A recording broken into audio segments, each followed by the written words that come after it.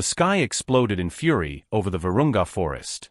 Lightning tore through the heavy clouds as rain crashed down like hammers on the treetops. Dr. Amara Thompson clutched her daughter to her chest, trying to shield her from the storm that had turned the suspension bridge into a swaying nightmare. Little Zara, only 8 months old, cried loudly inside the improvised baby carrier that Amara had hastily tied that morning. The baby's screams mixed with the roar of the wind. Every step was a battle against the slippery wood and the ropes that shook violently. Amara was an animal behavior researcher. She had devoted 3 years to studying the mountain gorillas in that remote sanctuary in the heart of Central Africa. She knew every trail, every tree, every sound of that jungle. But nothing prepared her for what was about to happen. The storm arrived without warning. 15 minutes earlier, the sky had been blue. Now it looked like the end of the world. Amara needed to cross that rope bridge to reach the camp on the other side of the gorge. There was no choice. The water was already rising dangerously along the bank where they were. It was in the middle of the crossing that the nightmare began. A sharp crack cut through the air. The knot that secured the carrier to her body snapped. Amara felt Zara's weight disappear from her chest. Her eyes widened in pure terror. The baby fell. 12 meters of emptiness between her and the rocks of the raging river flowing below. Amara's scream tore through the storm, but nothing could stop gravity. Zara spun in the air, her little arms outstretched, her mouth open in silent shock. Then something impossible happened. A massive black shadow emerged from the side vegetation. A gigantic body leapt from the rocky cliff with a speed that defied its own anatomy. It was Keza, the female gorilla Amara had been observing for months. The same one who had lost 2 infants to illegal hunters the previous year. Keza intercepted Zara in midair. If you're enjoying this story, don't forget to subscribe to the channel and like the video. Leave a comment saying what you thought and which city or country you're watching from. This helps the channel grow a lot. Keza's arms wrapped around Zara in a movement that looked choreographed. The gorilla twisted in midair, shielding the baby against her furry chest while her own body absorbed the impact against the rocky slope. The sound was brutal. Amara saw everything from the bridge, frozen between relief and absolute horror. Keza slid down the wet rocks until she came to a stop on a natural platform covered with vegetation. She remained motionless for endless seconds. Then slowly, she opened her arms and looked at the small human being she was holding. Zara was alive. Frightened, but unharmed. The storm roared even more fiercely now. Lightning lit the scene in violent white flashes. Amara screamed her daughter's name from the bridge, but her voice was swallowed by the chaos.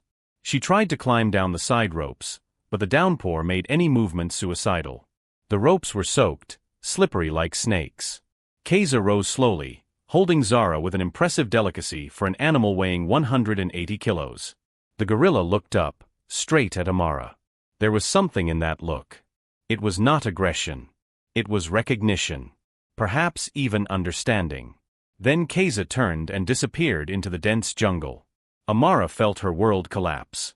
Her daughter was in the arms of a wild animal during the worst storm of the year. The camp was a 40-minute walk under normal conditions. In that hell, it would be impossible to reach it before nightfall.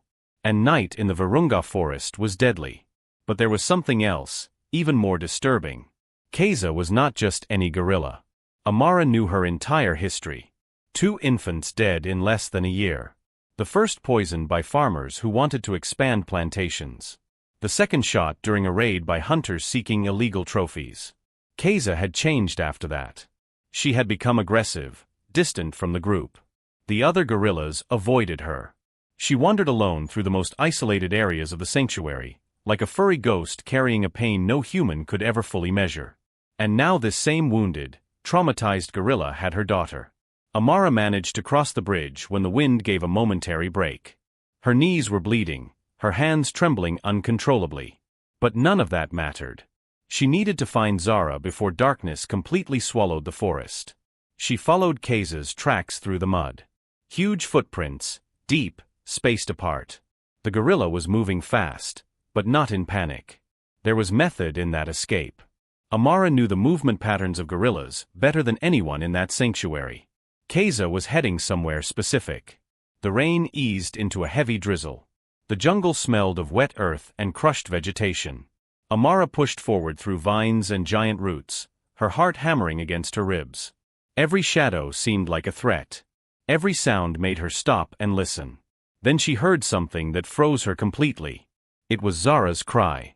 Weak, distant, but unmistakable. It came from an area Amara knew well. A natural rock formation that created a kind of shallow cave. The gorillas used that place as shelter during storms. She approached slowly, gripping the machete she carried in her backpack. Not to attack, but to protect herself if necessary. Her scientific training fought against her maternal instinct. Reason told her to wait for help. Her heart screamed for her to run and snatch her daughter back. When she got close enough to see inside the cave, what she found left her speechless.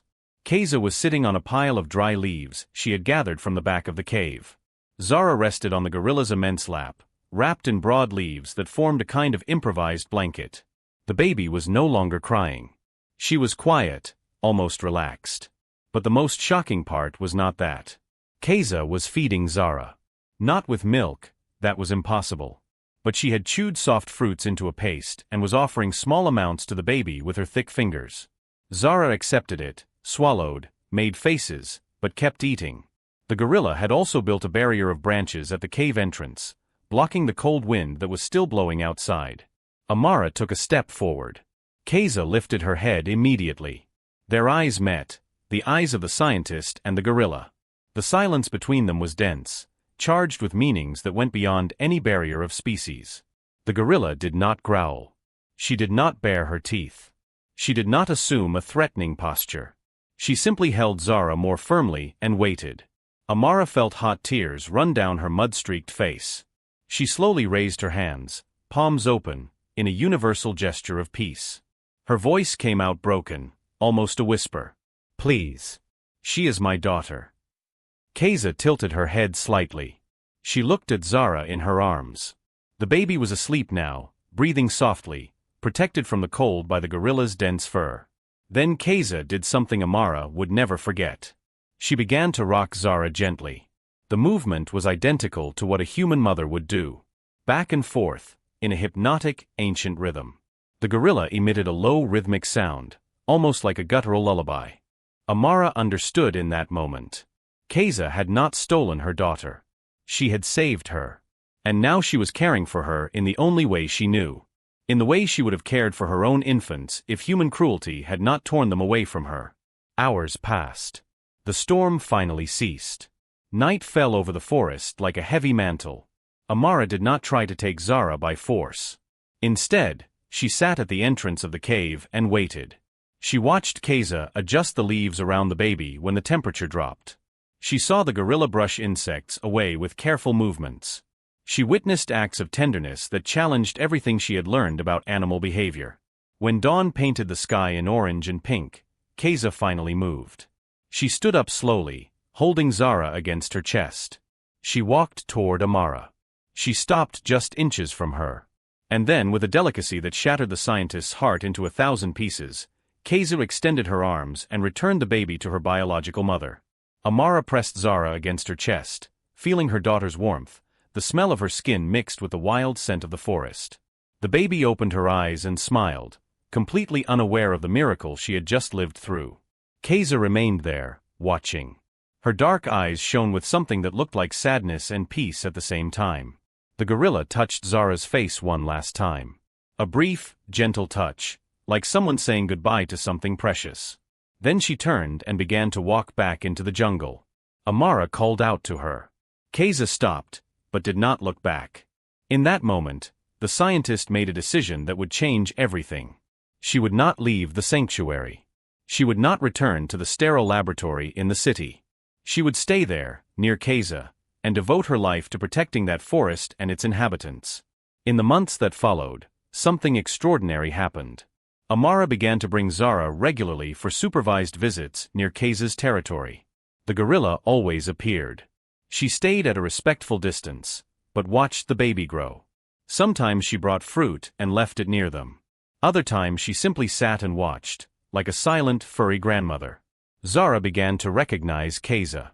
She reached out her little arms when she saw her. She imitated the guttural sounds the gorilla made. Amara documented everything, but never published the data. Some bonds were too sacred to be reduced to scientific statistics. 2 years later, Keza had another infant. This time, he survived. Amara was there when the little gorilla was born. Keza allowed her to come close, something unprecedented in the history of that sanctuary. The gorilla had learned to trust again. The story spread quietly among researchers and forest rangers. It became a local legend. Living proof that love knows no species, color, or border.